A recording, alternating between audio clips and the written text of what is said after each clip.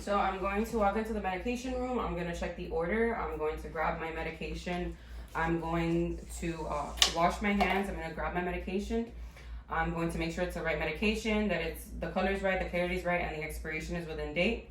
At this time, I'm going to also make sure that it's the right medication for the order. And then I'm going to the patient's room. I'm going to scan the patient's wristband. I'm going to scan the medication, and I'm also going to compare it against the MAR.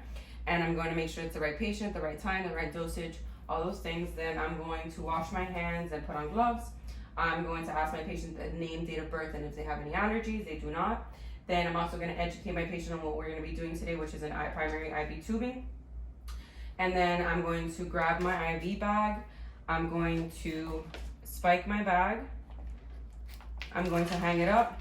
I'm going to squeeze the drip.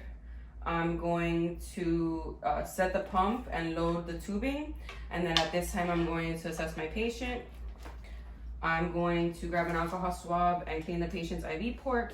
I'm going to make sure to check for any infiltration. Then I'm going to plug the patient's the IV to the patient's port and begin infusing the medication.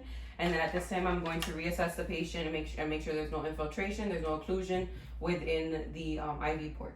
Then I'm going to ask my patient if they have any questions, if they feel any types of discomfort. They do not. So I'm going to take off my gloves, I'm going to wash my hands, and I'm going to start documenting what I did here today.